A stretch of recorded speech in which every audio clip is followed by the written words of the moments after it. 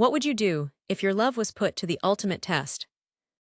This is a gripping tale of heartbreak, resilience, and a fight against prejudice that will leave you breathless. A Caucasian woman gave birth to an African American infant and endured scorn from her husband's family.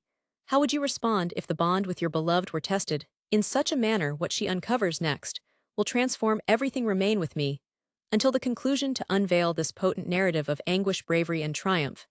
And if you haven't yet joined, please click that subscribe button and activate notifications, ensuring you never miss. Tale like this, the central figure grew up in a quaint hamlet nestled between sprawling fields of golden grain and peaks that seemed to pierce the firmament, a place where the skyline was traced with gentle curves, and the crisp air filled one's lungs with promises of tranquility. Her parents, a farming couple, devoted their lives to the rhythms of the land and the changing seasons. Though their hands were perpetually calloused by labor, their hearts overflowed with profound and sincere affection. From an early age, she learned to value arduous work. Her parents instilled in her a reverence for the laborious process of cultivation, teaching her to plant and gather each seed and every fruit, each carrying implicit lessons of patience and endurance. Effort bestows dignity, her father would often remark as they observed the sun rising over the amber fields. And the earth never forgets the nurturing it receives. Her mother conversely cultivated honesty and benevolence, fostering in her a strong sense of rectitude. Always do what is right, even when it's challenging, she would advise, while they prepared supper together after a long day. These instances were cherished, filled with laughter and shared confidences in the comforting warmth of the kitchen, where the aromas of homemade stew mingled with unconditional love. But it wasn't solely toil. There were pure moments of delight and simplicity that etched her childhood memories. Nights under star-strewn skies, when the family gathered around a backyard bonfire, the flames softly crackling, as her father recounted stories of their forebears, adventurers and visionaries, who had also cherished this very land. As she matured, her inner world expanded. Although she deeply adored her kin and prized the quietude of rural life, a restless spirit began to take shape within her. She felt an escalating inquisitiveness about what lay beyond the confines of her abode. What else exists out there, mother? She frequently inquired, gazing at the mountains bordering the village. Her mother smiled, comprehending her daughter's yearning. The world is vast, my dear, and while we are rooted here, you must follow your wings, if that is your inclination. Those sentiments resonated within her, fortifying her conviction that her desire to explore was innate, even vital. Eventually, the day arrived when she resolved to depart for the capital. An unfamiliar, boundless possibilities and unforeseen adversities. With her meager savings, she settled into a small room and secured employment at a coffee shop, where her charm and genuine smile swiftly endeared her to patrons and colleagues alike. Mother, it's arduous, but I learn something novel every day, she wrote in her missives filled with anecdotes and reflections. Each word mirrored her evolution, the metamorphosis of a country maiden into an urban woman forged by the affection of her family and the art. Her own aspirations, the city's vibrant atmosphere replete with prospects and trials, provided the quintessential backdrop for the encounter between the woman and David. One sweltering summer afternoon in the tranquil cafe where she worked, David sought refuge from the urban cacophony, an oasis where he could immerse himself in his history books. When their gazes first met, an unseen thread seemed to link them, weaving an immediate rapport that would only deepen with time. David, with his placid temperament and mind perpetually immersed in chronicles of the past, discovered in her a lively and radiant spirit that complemented his serenity with a torrent of vigor and optimism. Their dialogues brimmed with personal tales and aspirations, and the connection they felt on that inaugural day swiftly blossomed into a steadfast and loving relationship. My stories can educate you about the world, but you instruct me on how to live it, David remarked one evening as they shared dinner beneath the stars. She smiled, realizing she had found in David not merely a lover, but a true life companion. When David proposed marriage, it was with the certainty that they were uniting not only their hearts, but also their worlds. She swept away by emotion and devotion, accepted without hesitation, thrilled by the prospect of commencing a new chapter alongside him, of establishing a family where both could be themselves, and simultaneously something grander. Upon relocating to David's parents' residence, she confronted a new challenge. Her in-laws, with their courtesy cloaked in layers of customs and formalities, represented a world distinct from her own, though welcoming. Their habits and traditions sometimes appeared as intricate and unyielding mazes. Always Adaptable and resolute, she diligently strove to find her place in this new dynamic. It's different, but we can forge something beautiful here too, she confided to David, as they attempted to blend their lifestyles into a harmony that occasionally seemed elusive. David, comprehending the tensions, became the conduit between her and his parents, softening rough edges and facilitating communication. One night in the intimacy of their small shared room, she voiced her frustrations. Sometimes I feel as though I'm treading on eggshells, trying not to violate these unwritten rules your family observes. David took her hands, his voice a whisper of support. I know, and I'm sorry. We're in this together. Little by little we'll forge our own path outside these four walls. Despite the challenges, she learned and grew. The shared meals, the festivities, and the conversations offered her new and valuable perspectives. She perceived in every difficulty a lesson, in every difference an opportunity to expand her world. The history classroom, where David taught, was a sanctuary of wisdom and ardor, a space where he could share his affection for the past with young, inquisitive minds. His calling not only brought him personal contentment, but also provided him a sense of stability and purpose, aspects he deeply cherished and hoped to impart to his future family. When she announced her pregnancy, her heart swelled with a joy she could barely contain, though she also felt a certain apprehension about the immense responsibility it entailed. We're going to be parents, David, she said one afternoon, her eyes shining with mixed emotions of joy and nervousness. David, holding her tightly, responded with a voice that trembled slightly, it's the most wonderful thing you've ever told me. You're going to be an amazing mother. Her pregnancy was a time of sweet anticipation, yet not without tensions due to the concerns of David's parents. Firmly rooted in their traditions and perceptions of family purity, they viewed the arrival of a new member with apprehension, believing in their minds that the child must meet certain expectations. When Clarice was born with a darker skin tone, the hospital filled with a tense silence. David, though initially surprised, quickly wrapped his little girl in a protective embrace, his heart overflowing with unconditional love. She's perfect, David said as he watched Clarice sleep peacefully in her mother's arms. However, the return home with Clarice was anything but calm. David's parents, upon seeing the child, could not conceal their shock and disapproval, which rendered the atmosphere in the house cold and distant. The veiled accusations soon began to surface, words slicing through the air like sharp knives. Are you certain this child is yours, David? David's father asked in a tone that tried to be casual, but was loaded with suspicion. She, whose only concern was bringing an innocent creature into the world, found herself in a heartbreaking situation. The joy that should have accompanied Clarice's birth was overshadowed by rejection and hostility. How can you say something like that? She responded, her voice trembling but firm, her eyes filled with unshed tears. Clarice is our daughter, and nothing will change that. David, caught between his love for his family and his loyalty to her, and Clarice, was forced to take a stand in a heated argument. He defended his wife and daughter with a determination he had never needed to show before. Father, you must accept Clarice as she is. She is my daughter, and I will not allow you to treat her this way, David said, his usual calm replaced by a fierce resolve. The first months after Clarice's birth were steeped in almost palpable tension within David's parents' home. The arrival of the baby, far from being a cause for celebration, had become the trigger for a simmering conflict, exacerbated by the rigid traditions and expectations of the grandparents. They, rooted in their beliefs about family purity, saw little Clarice not as the continuation of their lineage, but as a threat to their legacy. The woman, in her new role as a mother, found herself caught in a whirlwind of emotions. Each day was a struggle to prove her fidelity and the worth of her daughter in a home that had turned hostile. I don't know how much longer I can endure this, David, she confessed to her husband during the nights when the weight of disapproving looks and words became harder to ignore. I know, my love, and I'm sorry, David replied, feeling the guilt gnawing at him from within. Despite his efforts to be the mediator, the gap between his wife and his parents grew ever wider. The venomous comments were not long in coming. Really, David, don't you wonder why your daughter doesn't look anything like you? His mother insinuated at the dinner table, under the guise of a casual question. The woman, hearing this, pressed her lips together, stifling tears and anger, while trying to feed Clarice, whose only refuge was her mother's unconditional love.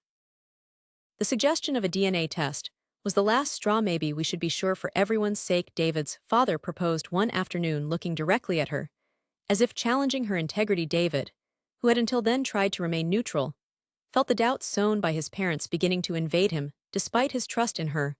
What if tests are needed for everyone to feel at ease? He asked with a wavering voice, looking at her seeking some sign of support or reproach in her face. The woman, deeply hurt but determined to protect her daughter from any future harm, resignedly agreed. If that's what you need to defend your daughter, let's do it, she said, though each word cost her a piece of her heart. What have we done to deserve this? She lamented in David's arms, while he helpless tried to console her. Our daughter deserves a home full of love, not doubts and accusations. It was a beautiful morning. David had woken up early, unable to sleep due to the tensions weighing on his family. He decided he needed a break, a moment for himself, to remember the happier days, and perhaps find some clarity in those memories. As he prepared a coffee, his mind drifted back to the cafe, where he had met the woman. He remembered how she smiled while serving him, how each conversation seemed to open a new world of possibilities, how it felt like he had finally found someone who understood not just his mind, but his soul. Look at how we laughed here, he murmured to himself, sliding his finger over the screen of his phone, stopping on a photo of them, laughing under a blue summer sky. Those days now seemed so distant, so alien to the gray and tense reality of his current life. In need of feeling some of that freedom again, David got into his car. As he drove, memories of the woman, their first encounters, whispered promises, and shared dreams enveloped him. He wondered how they had gotten to this point, where love seemed insufficient against the weight of expectations, and family prejudices lost in his thoughts. He didn't see the sharp curve until it was too late. The car skidded, the world turned into a whirlwind of silent screams and twisting metal, and then darkness. The news of David's death struck everyone like a lightning bolt. The woman, upon receiving the call, felt as if the ground opened beneath her feet. The pain was immense, a brutal mix of disbelief, fear, and devastation that robbed her of breath. It can't be true, she whispered over and over again, while Clarice, unaware of the tragedy, played quietly on the floor. David's parents, on the other hand, faced the news with deep anguish, but their pain soon became tinged with resentment. In the midst of the wake, David's father, with red eyes from crying, but a voice filled with anger, confronted her. All of this is because of the tensions you brought to our family. David was distracted by the problems you caused. The woman, still in shock and surrounded by the cold gaze of those she once considered family, felt loneliness enveloping her now. She not only had to deal with the loss of her husband and the love of her life, but also with the growing hostility of her in-laws, who blamed her for a tragedy that was in reality the result of circumstances that everyone had contributed to. In that moment of desolation, she realized that the path ahead would be one she would have to walk almost alone, with her daughter by her side. I'm so sorry, David, she whispered, as she touched the cold gravestone, promising to find the strength not only to overcome the pain, but also to protect Clarice from the bitterness surrounding them. In the days that followed David's funeral, her in-laws' house became an emotional battleground for the woman, grief intertwined with resentment, and every comment from her in-laws felt like a dagger that only deepened her pain. The accusations about the shame that Clarice had supposedly brought to the family became more frequent and venomous, making each day increasingly suffocating. You don't understand what you've done. You've tarnished our family's honor, David's mother shouted during a more intense argument than the previous ones, holding Clarice in her arms. The woman responded with a mix of frustration and desperation. Honor doesn't the love that David and I had count? Doesn't the love we have for our daughter count? But the words got lost in the polluted air of reproaches and sorrow. Finally realizing that no argument could change the situation, she made an irrevocable decision. She couldn't allow her daughter to grow up in an environment full of hostility and heartache. It was time to leave, to seek refuge in a place where love prevailed over prejudice. The idea of returning to the countryside, to the house where she had grown up, became her only solace. The woman knew that there, in that old house, surrounded by fields and memories of a happy childhood, she could offer Clarice the stability and affection she needed. The journey was silent. Each kilometer that took her and Clarice farther from the city brought them closer to a new beginning. Upon arrival, the contrast could not have been striking. The house, although old and in need of care, was a refuge of peace. The trees surrounding the property seemed to welcome them, and the fresh air of the countryside filled their lungs with hope. Her parents, although initially surprised by Clarice's skin tone, did not let that affect their judgment. Their love for their daughter and their desire to support her in her most difficult moment were immediate and unconditional. You are home now, my dear, her mother said, as she cradled Clarice, looking at her with tenderness. Here only Family and the love we share matter, her father added, and with a warm and welcoming smile, let us help you build a peaceful life for you and this little one here. She can run through the fields just like you did that night, as she tucked Clarice into a small bed. Prepared for her, the woman felt for the first time in months a weight lift from her shoulders, looking out the window at the fields bathed in moonlight. She thought of David, and how he would have wanted their daughter to grow up in a place filled with love and freedom. "We're going to be okay, my love," she whispered to Clarice, promising her a better future far from the shadows of the past. In that moment, she felt David's presence in the gentle breeze that caressed the curtains, as if he were there too, assuring them that they had made the right decision. Clarice, with the innocence and curiosity of her few years, quickly adapted to her new life. The little girl marveled at every insect and flower. Her laughter filled the air and touched her mother's still aching heart. The grandparents, overcoming any initial reservations about her appearance, showered her with love and attention, happy to see their granddaughter enjoying the same lands where their daughter had grown up. "Do you see that, Clarice? That's the apple tree your mom used to climb when she was just a bit older than you," her grandfather said with a smile, pointing to the sturdy tree by the edge of the garden.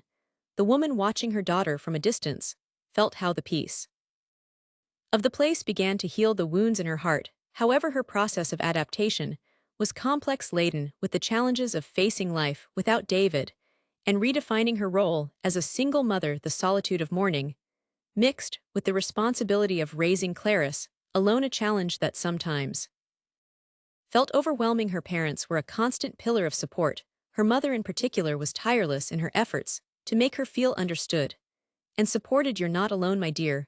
We're here to hold each other up," her mother told her one afternoon as they prepared dinner together.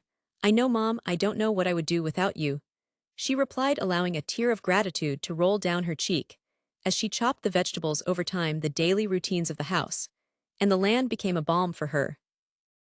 Working in the garden, caring for the animals, and preparing preserves, as she had done with her mother, gave her a sense of purpose and continuity. Town festivals, meetings at the local church, and casual visits became opportunities to build a new support network. One afternoon, as Clarice played with other children at one of these community gatherings, the woman chatted with a neighbor who remarked, "It's wonderful to see how you've started to bloom again.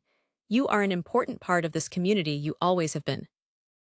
Smiling, the woman watched Clarice, who was running and laughing after a butterfly. The grandparents' house had always been a place filled with mysteries and corners to explore for a small girl. One day, while Clarice energetically played with a ball in the living room, a bad hit made an old painting sway dangerously on the wall and finally fall, revealing behind it an ancient safe hidden under a layer of dust and cobwebs. "Mom, what is that?" Clarice asked, her big eyes fixed on the discovery. The woman, equally surprised, approached to examine the safe. "I don't know, sweetheart. I never knew this was here," she replied, as her parents joined them, drawn by the noise together. They cleaned the box, and with a mix of nervousness and excitement, opened it using an old key that the grandfather remembered seeing in a dusty drawer. Inside, they found a treasure of documents and yellowed photographs that smelled of history and long-held secrets. The photographs showed dark-skinned individuals with serious expressions, dressed in clothing from a century ago. The woman, with her heart racing, passed the photos to her parents, who also looked at them in astonishment. "These must be my great-grandparents," her mother said, her voice trembling with emotion. "I had no idea." Alongside the photos, they found a worn letter written in elegant but faded handwriting. The woman read aloud, discovering that her mother's grandparents had been freed slaves who fought not only for their freedom, but also for that of others, eventually settling in the very land where they now lived. "They were heroes, Mom." The woman murmured, the words resonating in the silence that had formed. The story told in the letter revealed a struggle for dignity and equality, a narrative of resistance and hope that sharply contrasted with the shame David's parents had tried to impose on Clarice. That night, after Clarice fell asleep, the woman and her parents sat together, re-examining the photos and discussing the significance of this discovery. "It's as if the past had waited for the right moment to reveal itself," her father reflected. "Yes," the woman agreed, feeling a wave of strength and purpose. "It's important for Clarice to know where she comes from, to understand that her history and her skin are part of a legacy of courage and pride." This discovery not only closed the circle on the doubts and pain they had faced, but also opened a new chapter of self-acceptance and respect for their lineage.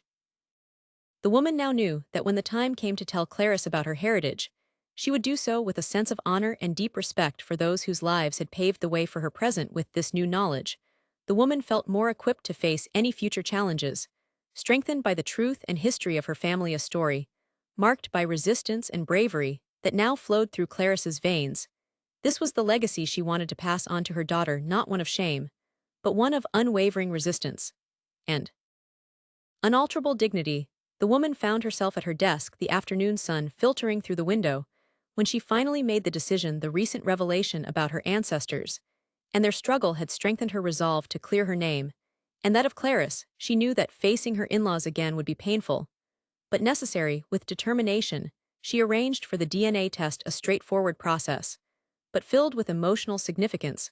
Once she received the results, she spent several nights drafting the letter to her in-laws. In it, she not only included the results confirming that David was Clarice's father, but also shared the story of her own ancestors. She wanted them to understand that Clarice's identity and legacy were part of a broader and richer narrative marked by struggle and dignity.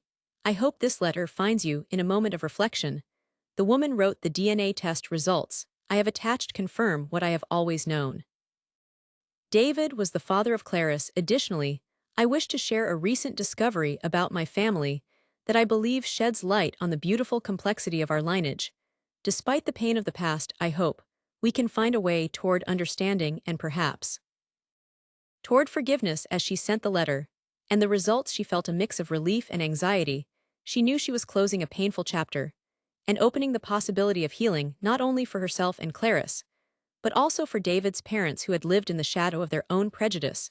The response from her in-laws arrived a few weeks later. On a quiet afternoon, the woman found a letter in her mailbox written in shaky handwriting that was not typical of the correspondence she had previously received. From them, with trembling hands, she opened the letter and began to read. Dear Madam, the letter began, we have received the DNA test results, and your letter we cannot express in words the remorse and shame we feel for doubting you and our granddaughter. The discovery of your family heritage has deeply moved us and has made us question many of our attitudes and beliefs. The in-laws continued, explaining how her letter and the revealed truth had forced them to confront their mistakes and prejudices.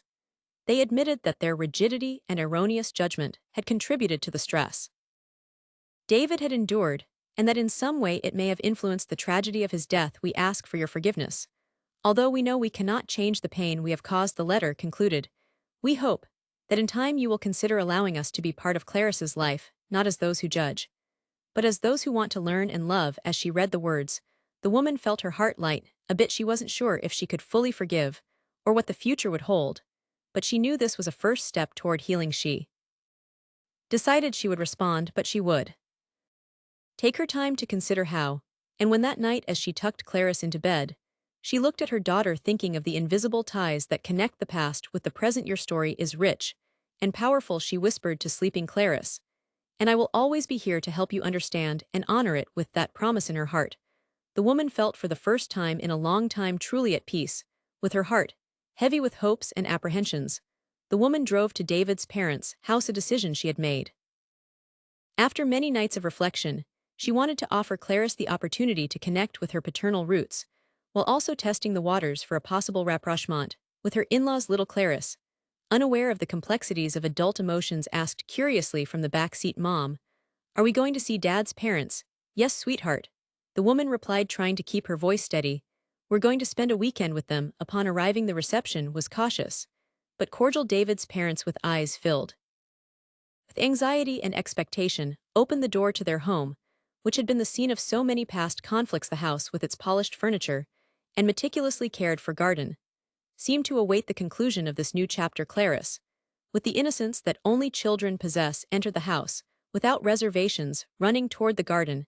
After a quick greeting, her laughter and energy seemed to inject life into the shadowy corners of the house, and it wasn't long before her grandparents, motivated by her joy, began to interact with her. Together they collected flowers and leaves, and Clarice listened, fascinated, as her grandmother told her stories of when David was a child. Meanwhile, the woman and her in-laws faced a more complex conversation. Sitting in the old living room, where so many discussions had taken place, they began to open up to each other We never wanted things to go this far, confessed Clarice's grandfather, his voice, broken by emotion. Losing David was a blow from which we are still recovering, and we know that our mistakes added more pain to that loss.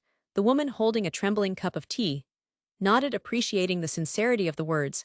I have been very angry, she admitted, and very hurt, but seeing Clarice with you today makes me think that maybe we can find a way to be a family, however different that family may be. The weekend passed in a mix of play and long conversations. The woman observed how Clarice and her grandparents slowly wove the threads of a bond that, though new and fragile, promised to grow over time. The little girl filled the house with a spirit and joy that hadn't been felt in those hallways for a long time. At the end of the visit, as they said goodbye at the door, Clarice's grandfather approached the woman and said, "Thank you for this opportunity. We will not waste it." His warm and firm embrace sealed a commitment, not only of words, but of future actions. Growing under the wide sky of the countryside and visiting her paternal grandparents' house in the city, Clarice developed in an environment that balanced the warmth of family love with a legacy of resilience and struggle. From a very early age, she showed a vivacity and curiosity that distinguished her, always surrounded by books and conversations about her father David. Clarice's interest in history was no surprise to anyone in the family. It was common to find her absorbed in books or listening attentively as her maternal grandmother narrated anecdotes from their ancestors. One afternoon, while walking through her maternal grandparents' garden, Clarice, now almost a teenager, shared her future plans. "Mom, I want to study history in college. I want to be like Dad, and also explore more about where I come from," she said, with a mix of determination and nostalgia in her eyes. Her mother, listening to her daughter, felt a deep pride and a slight sadness for the dreams that David would never see realized. "Your father would be so proud of you," she replied, squeezing Clarice's hand. "And I am proud of you too." When deciding to move to the capital to attend university, Clarice also accepted the responsibility of living with her paternal grandparents. The relationship with them had matured. They were no longer just her mother's in-laws, but family with a shared history of pain and forgiveness. "I am here to learn, but also to care," Clarice said during one of the dinners, expressing her commitment to them. The grandparents, although advanced in years and increasingly dependent, found in Clarice a source of joy and a constant reminder of their son. "You have given us so much, Clarice. You have taught us to see the world anew," confessed Clarice's grandmother in a moment of vulnerability. At university, Clarice immersed herself in the study of history, with a particular focus on civil rights movements and the history of slavery, topics that resonated with her family history. The discussions in class often turned into personal reflections that led her to question and rediscover her identity. "How can I use what I learn here to make a difference?" she would ask during a seminar, her voice charged with a newfound purpose. The duality of her roles as a student and caregiver was not easy. There were nights of studying interrupted by her grandparents' needs and moments of personal crisis when the emotional burden of her legacy felt overwhelming. However, each challenge reinforced her resilience and deepened her empathy. Clarice's professors and classmates noticed her passion and dedication.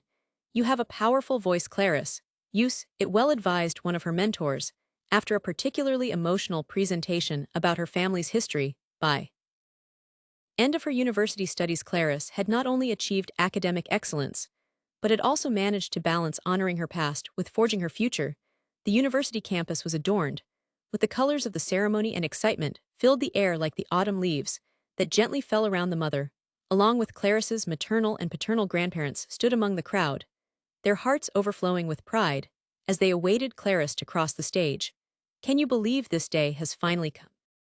Mother whispered to her own mother, trying to hold back tears as she adjusted the camera to capture the moment. "No, but I always knew this day would come. She was destined for great things," her mother replied, a glimmer of tears in her eyes. When Clarice stepped up to the podium to give her speech as one of the top students in her class, the auditorium fell into a reverent silence.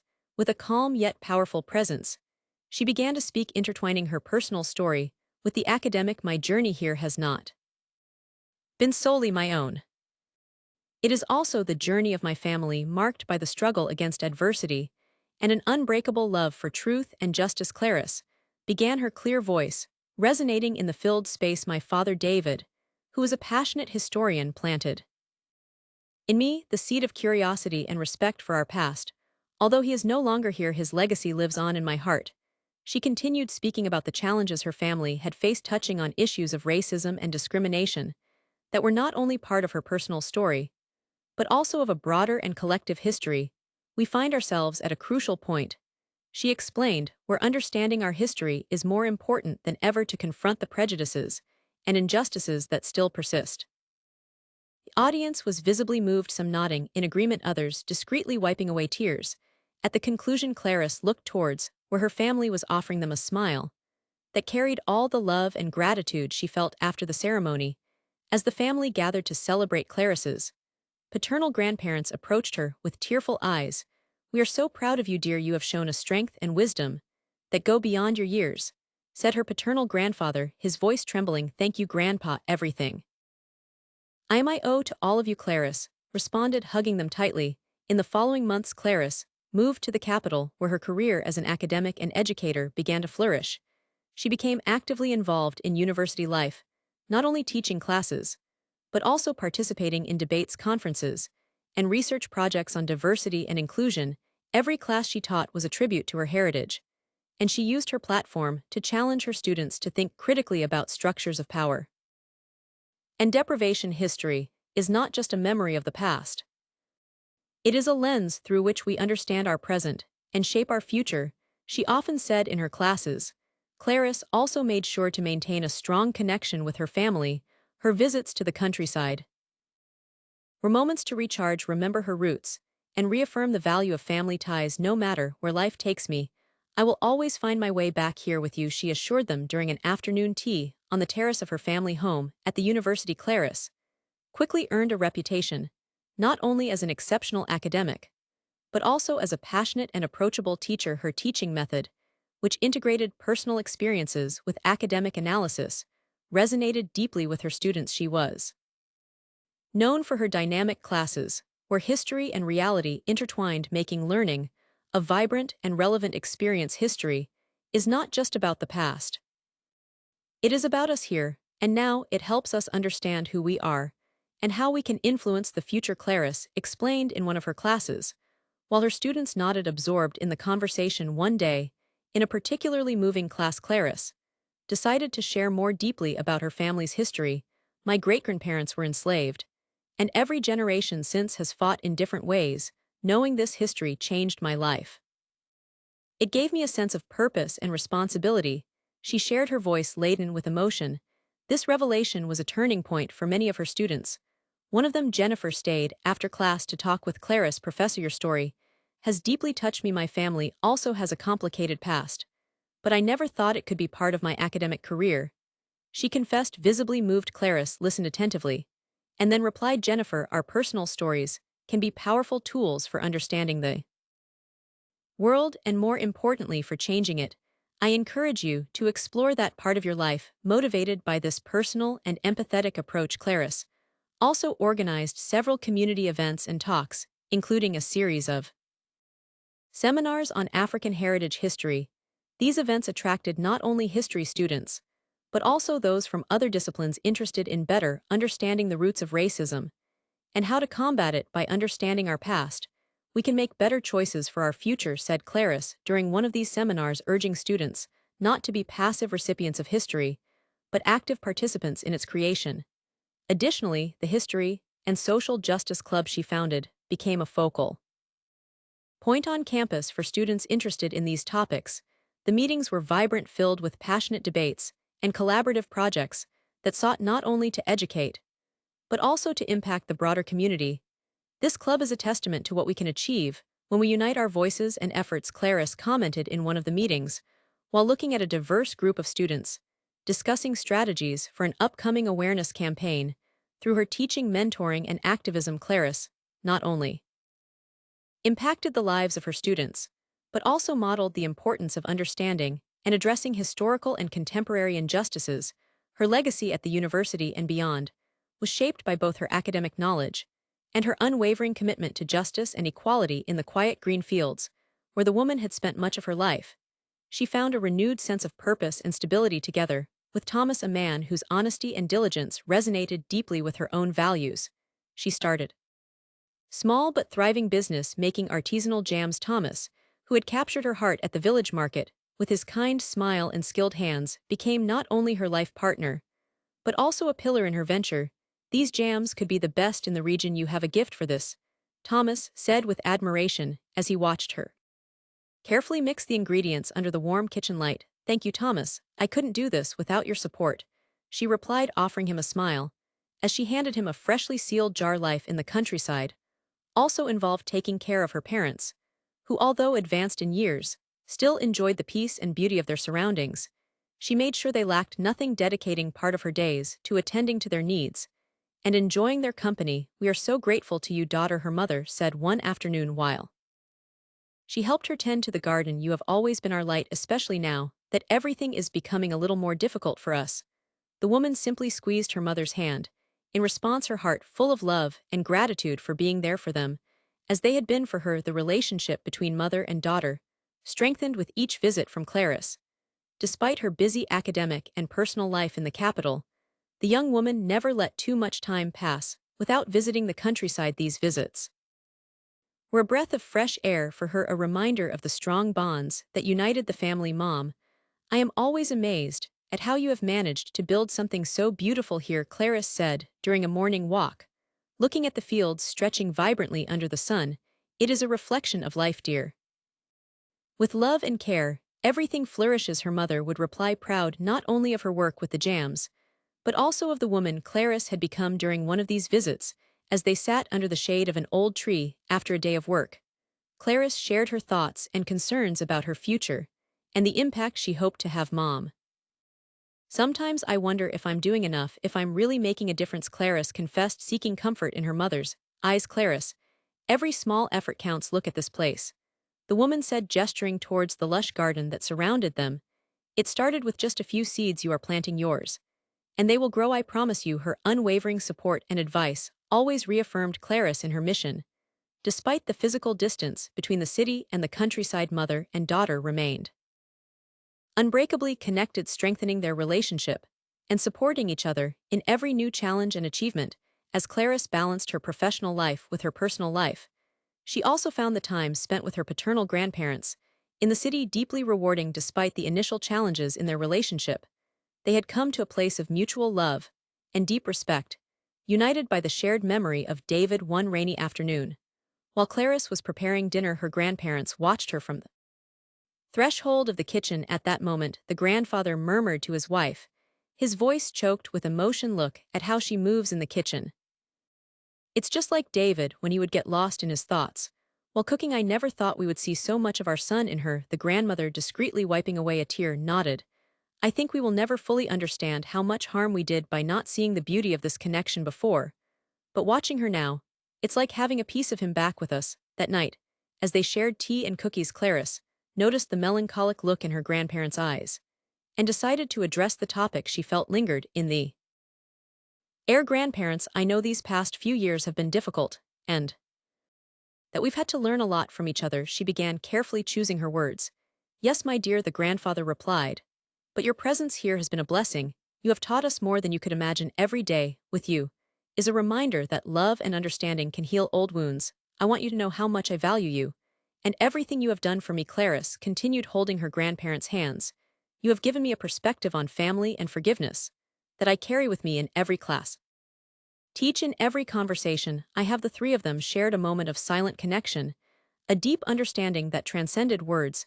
It was evident the impact each had made on the other's life, a tapestry of shared experiences that had enriched their lives in unexpected ways. The grandfather, slowly taking his cup, looked at Clarice with affection. My dear, your presence here is a gift. You have taught us about forgiveness and strength. Every day with you is a reminder that love can heal the deepest wounds. The grandmother, holding Clarice's hand, added, and thanks to you, we have been able to see beyond the pain of the past. You have shown us how to look forward with hope. Those moments allowed Clarice to connect with her roots and better understand the complexity of her family legacy. Each conversation, each shared meal reinforced the bond that united them, demonstrating that family can overcome even the most difficult challenges through love and understanding. My friends, we hope you found this narrative as engaging as we found sharing it with you.